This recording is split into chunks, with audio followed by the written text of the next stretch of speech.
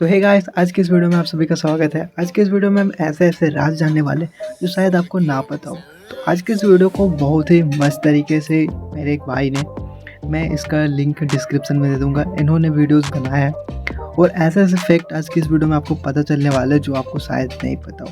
तो वीडियो को लास्ट तक देखना और सारे फैक्ट शॉकिंग करने वाले जो आपको शायद पहले ना पता हो, आज के इस वीडियो में आप देखने वाले हो और देख के समझने वाले हो क्या सच में ऐसा हो सकता है। मैंने भी ऐसे सोचा कि भाई सच में ऐसा हो सकता है।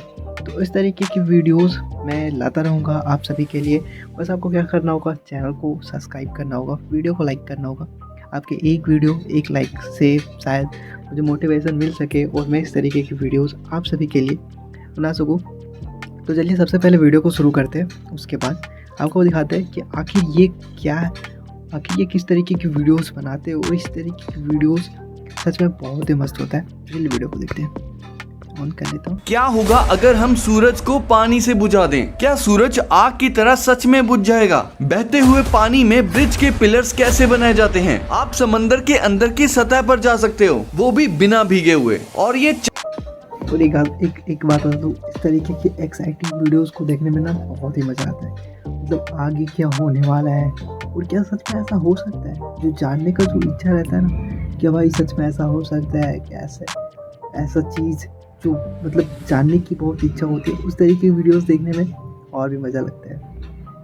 4000 सुपर लग्जरी कार समंदर के अंदर क्या कर रही हैं? इस लेडी की डेथ 1951 में हो गई थी, लेकिन मानो या ना मानो ये आज भी जिंदा है और लोगों का ट्रीटमेंट कर रही है। क्यों लीनिंग टावर ऑफ पिसा कभी गिरेगा ही नहीं, जबकि वो तो गिरने वाला है। और आप बिलीव नहीं करोगे कि मच्छर भी वेजिटेरियन होते हैं। इस ट्रायंगल शेप में एक स्क्वायर छुपा हुआ है और ये चीज तो आप भूल के भी मत करना, वरना बहुत पछताओगे। वीडियो को ऐसी चीज़ आपने देखा होगा कि गाड़ी में बबल्स आ जाते हैं, मतलब गाड़ी के टायर में बबल्स आ जाते हैं।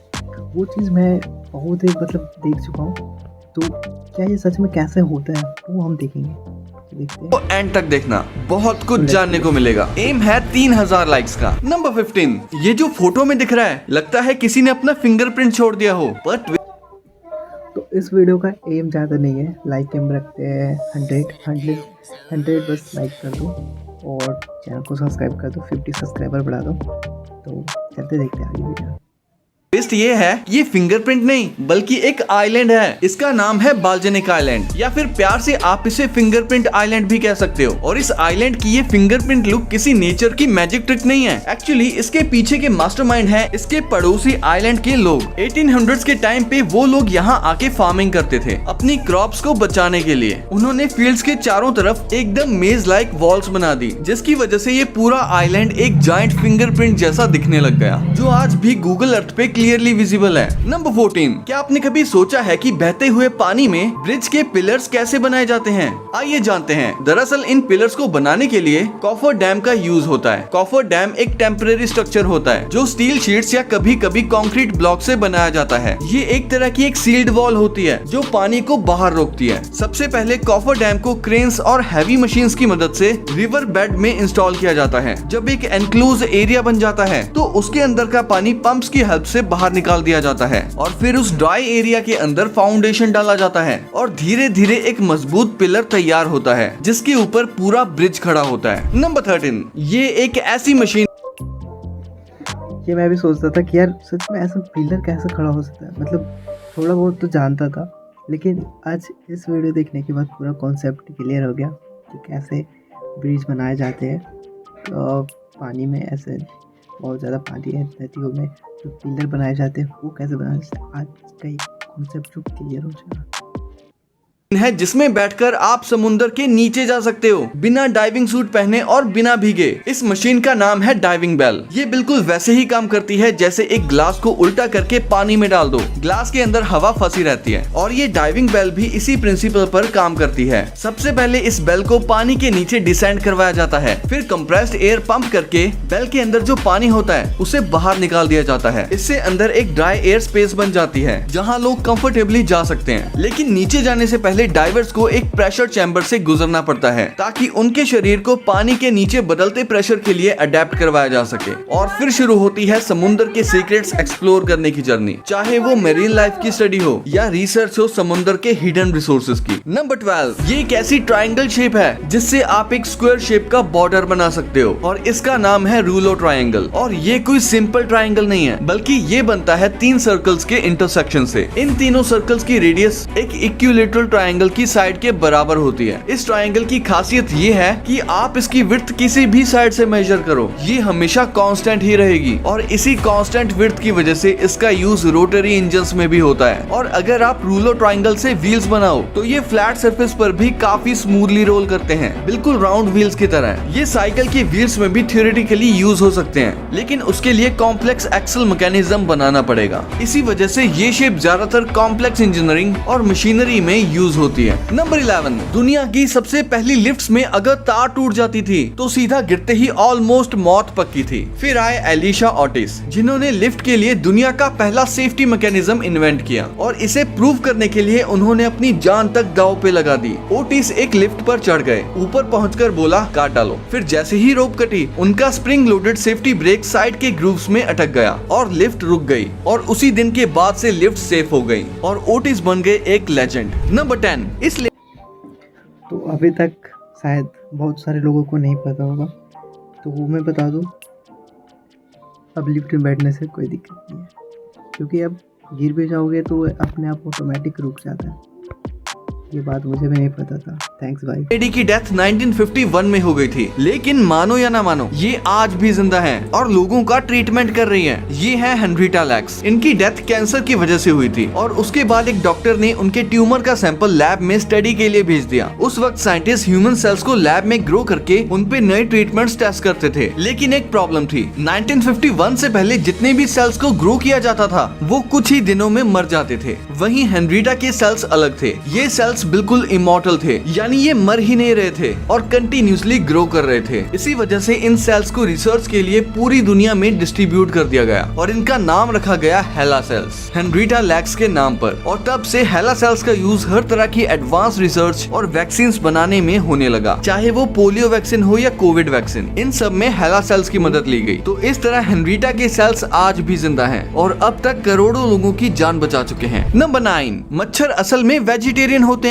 हाँ सच में, खून तो सिर्फ फीमेल मॉस्किटोज ही पीती हैं और जो मेल मॉस्किटोज होते हैं ना, वो बेचारे फूलों का रस और फ्रूट जूस पी। देखो भाई, जो खून पीती है मच्छरियाँ जो लड़कियाँ होती है वो पीती है, पर वैसे लड़के बदनाम है, मच्छर तो बदनाम है। वैसे बेचारे फूल पत्ते के रस पीते फिर भी पीकर सर्वाइव करते हैं। ये बिल्कुल मक्खियों की तरह फूलों पे बैठे जूस पीते रहते हैं। लेकिन क्यों? एक्चुअली फीमेल मॉस्किटोज को ब्लड की जरूरत होती है अपने एग्स डेवलप करने के लिए, इसी वजह से वो खून चूसती हैं और इसीलिए फीमेल मॉस्किटोज ज्यादा टाइम तक बची रहती हैं, अराउंड 2-3 वीक्स तक, जबकि मेल मॉस्किटोज की लाइफ सिर्फ 1 वीक तक की होती है। मतलब खून लेडीज मच्छर पीती हैं, लेकिन बदनाम मर्द मच्छर होते हैं। नंबर 8, ये है समंदर की गहराई में दफन हुई 4000 सुपर लग्जरी कार्स जो अब तक रिकवर नहीं की जा सकी हैं। फरवरी 2022 में फेलिसिटी एस नाम का एक कार्गो शिप जर्मनी से अमेरिका के लिए निकलता है, लेकिन इसके साथ एक इलेक्ट्रिक कार ऑन बोर्ड थी जो पूरे शिप के लिए प्रॉब्लम बन गई। एक्चुअली इस इलेक्ट्रिक कार की लिथियम बैटरी में शॉर्ट सर्किट हो गया और उसे आग लग गई। ये फायर इतनी इंटेंस थी कि पूरे शिप को कंट्रोल करना मुश्किल हो गया था और इस आग की वजह से $338 मिलियन की लग्जरी कार्स समुद्र में डूब गयी, जिसमें थी 190 बेंटलीज, 75 लैम्बोर्गिनीज, 884 ऑडी, 1110 अवेंटाडोर्स और भी कई सुपर कार्स। लेकिन शिप के क्रू की किस्मत अच्छी थी। तो इन सब कार में से कौन सा कार तुम्हारा फेवरेट है तो मुझे कमेंट में जरूर बताना। मेरा तो शायद सुपर कार्स लैम्बोर्गिनी ही बेस्ट है। आपका कौन सा है आप मुझे कमेंट में जरूर बताना। इमरजेंसी सिग्नल्स और प्रॉम्प्ट एक्शन की वजह से सब क्रू मेंबर्स बच गए, लेकिन ये ड्रीम कार्स अभी भी समंदर में दफन है। निकाल सकते हो तो निकाल लो। नंबर 7, जिस बुरी हालत से ये लोग इतने ऊंचे पहाड़ से लुढ़कते फुदकते नीचे की तरफ भाग रहे हैं, लग रहा है जैसे इनके पीछे मौत का फरिश्ता पड़ा हो, पर नहीं, ये तो खुद किसी चीज को पकड़ने के लिए भाग रहे हैं और वो भी इस छोटे से पनीर के टुकड़े को। इस तरीके से गिर रहे किसी का तो पैर हाथ टूटेगा भाई, देख लेना। एक्चुअली ये रोलिंग ग्लौसेस्टर नाम का एक फेस्टिवल है जो इंग्लैंड के ग्लौसेस्टर शायर एरिया में हर साल मनाया जाता है। दरअसल इस फेस्टिवल में 200 यार्ड लंबी बिल्कुल सीधी पहाड़ी से 3 से 4 किलो का एक पनीर का टुकड़ा फेंका जाता है और जैसे ही पनीर फेंका जाता है फेस्टिवल में हिस्सा लेने वाले लोगों को फुल स्पीड में लुढ़कते फुदकते इस ऊंची पहाड़ी से नीचे उतरना होता है। इसी वजह से इस कंपटीशन को जीतने के लिए ये लोग इतनी तेज स्पीड से नीचे उतरते हैं कि हर साल किसी का हाथ, किसी का पैर, किसी की गर्दन या किसी की पसली चोट खा जाती है और जो सबसे पहले नीचे पहुंच जाता है उसे मिलता है 3-4 करोड़ नहीं बल्कि 3-4 किलो का पनीर का टुकड़ा। हाँ, बस पनीर का टुकड़ा। नंबर 6 ये है सी लायन, जॉनी सिंस का एनिमल वर्जन जो समुद्र से बाहर निकलकर अपनी हवस बुझाता है। दरअसल मासूम सा दिखने वाला ये दरिंदा अक्सर किसी पेंगुइन पर अटैक करके उसे अपने साथ उठा ले जाता है और फिर उसके साथ जबरदस्ती करके अपना शौक मिटाता है और शौक को मिटाने के बाद ये अपना पेट भरने के लिए उसी पेंगुइन को मार कर खा जाता है। और सच जॉनी सिंस का भाई यही है भाई। बता रहा हूँ ये पेंगुइन के साथ बहुत गलत करता है। पहले तो उसके सिस्टम में गलत पेन ड्राइव डालता है और फिर उसकी जान ले लेता है। नंबर 5 ये है दुनिया की सबसे छोटी और सबसे सिंपल इलेक्ट्रिक ट्रेन। देखने में तो एकदम झकास लग रही है, बिना किसी पुश या पुल के अपने आप चलती है और जब तक बैटरी खत्म ना हो तब तक ये ऐसे ही घूमती रहेगी। और सबसे मस्त बात, इसे आप अपने घर पे बहुत ही आसान तरीके से बना सकते हो। बस आपको चाहिए होगी एक नॉन इंसुलेटेड कॉपर वायर, एक छोटी बैटरी और 2 नीयोडीमियम मैग्नेट्स। अब सिंपल जुगाड़ देखो, कॉपर वायर को स्पाइरल शेप में बेंड कर लो, फिर दोनों मैग्नेट्स को बैटरी के दोनों एंड्स पर चिपका दो और जैसे ही आप बैटरी को वायर के अंदर डालोगे, बूम, आपकी मिनी इलेक्ट्रिक ट्रेन चल पड़ती है। इस साइंस का असली नाम है होमोपोलर मोटर और ये एकदम परफेक्ट है स्कूल या कॉलेज के साइंस प्रोजेक्ट के लिए। नंबर 4 क्या आप जानते हो कि डॉक्टर अक्सर आपको जुबान बाहर निकालने को क्यों बोलता है? जवाब सिंपल है, क्योंकि सिर्फ जुबान देखकर डॉक्टर आपकी हेल्थ के छोटे मोटे प्रॉब्लम्स का अंदाजा लगा लेता है। अब ध्यान से सुनो, हमारी टंग यानी जीभ या जुबान के कलर से काफी कुछ पता चलता है। अगर आपकी टंग पर हल्की सफेद कोटिंग है तो इसका मतलब है कि आपको फंगल या बैक्टीरियल इन्फेक्शन हो सकता है। अगर कोटिंग पीली येलोइश लग रही है तो समझ लो कि डाइजेशन में गड़बड़ है, मतलब पेट में एसिडिटी, इंडाइजेशन या स्टमक इश्यूज हो सकते हैं। और अगर आपकी जुबान एकदम हेल्दी पिंक है तो टेंशन लेने तो आज से तुम भी डॉक्टर के पास जाने की जरूरत नहीं, तुम सिर्फ अपने टंग को देख के पता कर सकते हो कि आखिर तुम्हें क्या तबीयत खराब है या फिर तुम्हें एसिडिटी है, क्या है। बाकी वीडियोस में देख लेना, मजा जाएगा।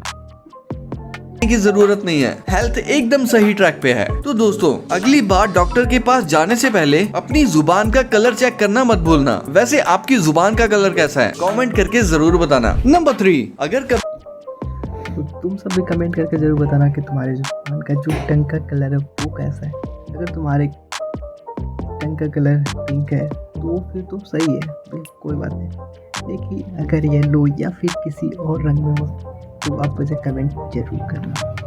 भी किसी ट्रक के टायर में ऐसा छोटा सा बबल या फूला हुआ गोला दिखे तो उसे फोड़ने की सोचना भी मत। इसे कहते हैं टायर बबल। ये एक्चुअली एक टाइम बॉम्ब होता है जो कभी भी ब्लास्ट कर सकता है। लेकिन ये बनता कैसे है? एक्चुअली जब ट्रक ओवरलोड हो या व्हीकल गड्ढों और खराब रोड्स पे जोर से टकराए तो टायर के अंदर की स्टील बेल्ट्स और रबर लेयर्स टूट जाती हैं। फिर जो हवा हाई प्रेशर पे अंदर भरी होती है वो उस वीक स्पॉट से बाहर पुश करके एक फूला हुआ गोला बना देती है। अब दिखता तो ये एकदम मासूम सा बैलून जैसा है, पर असलियत में अंदर हवा इतने प्रेशर पे होती है कि अगर ये फट गया तो एक धमाकेदार ब्लास्ट होगा। और सोचो अगर ये हाईवे पे हाई स्पीड के दौरान ब्लास्ट हो जाए तो एक्सीडेंट कितना डेंजरस होगा। और सबसे इम्पोर्टेंट बात, ऐसा बबल वाला टायर रिपेयर नहीं होता, सिर्फ और सिर्फ रिप्लेस करना पड़ता है, वरना जान को रिस्क है। सो अगले टाइम अगर आपको टायर पे ऐसा बबल दिखे तो समझ जाओ वो टायर खतरनाक बॉम्ब बन चुका है। नंबर 2 लीन।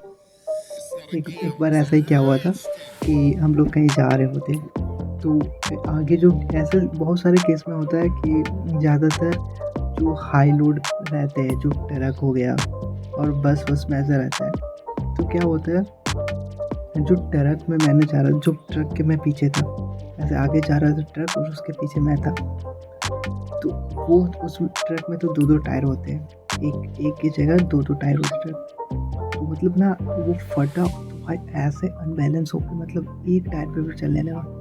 अगर समझो अगर वो तो मतलब थोड़ा और भी मिस्टेक हो जाता तो वो ट्रक तो गया था भाई, उसका तो आखिरी दिन था, वो तो गया था।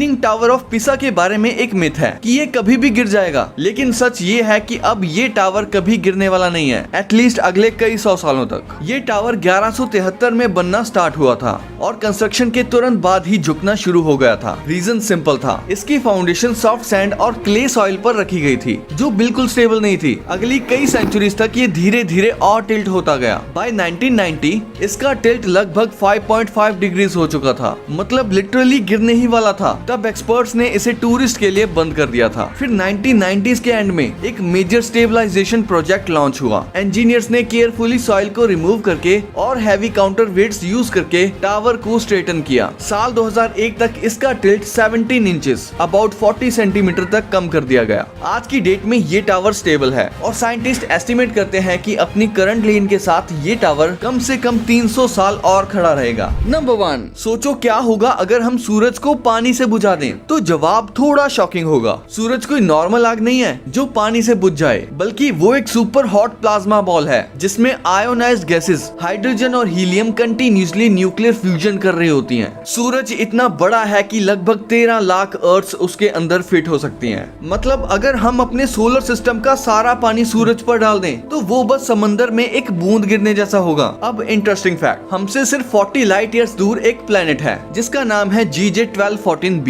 ये प्लेनेट ऑलमोस्ट पूरी तरह से पानी और आइस से कवर्ड माना जाता है। अब मान लो हम इस प्लेनेट को एक स्पेस फायर होस की तरह यूज करके सूरज पे पानी गिरा दें तो क्या होगा? तो जब पानी सूरज के एटमॉस्फेयर में एंटर करेगा तो उसे मैसिव रेजिस्टेंस मिलेगा और सूरज की एक्सट्रीम हीट की वजह से वो इंस्टेंट स्टीम बन जाएगा। फिर वो वाटर मॉलिक्यूल्स टूट के हाइड्रोजन और ऑक्सीजन में स्प्लिट हो जाएंगे और हाइड्रोजन तो वैसे ही सूरज का मेन फ्यूल है। मतलब पानी डालने से सूरज और ज्यादा फ्यूल्ड अप हो जाएगा, बुझने की बजाय और तेज जलने लगेगा। इसके अलावा इतना पानी ऐड करने से सूरज का मास थोड़ा और इंक्रीज होगा और मास बढ़ने का मतलब है कि उसकी ग्रेविटी भी स्ट्रॉन्ग हो जाएगी। स्ट्रॉन्गर ग्रेविटी से सूरज और कंप्रेस होगा जिससे न्यूक्लियर फ्यूजन और ज्यादा इंटेंस हो जाएगा। मतलब सिंपल शब्दों में सूरज और पावरफुल और ज्यादा गर्म बन जाएगा। और अगर ऐसा होता है तो 15 करोड़ किलोमीटर दूर अर्थ पर इसका डायरेक्ट असर होगा। टेम्परेचर और रेडिएशन दोनों बढ़ जाएंगे। तो ये वीडियो यही एंड होती है। ये 2 वीडियोस भी काफी इंटरेस्टिंग है तो इनको भी देखना। ये वीडियो पसंद है तो इसको लाइक कर दो।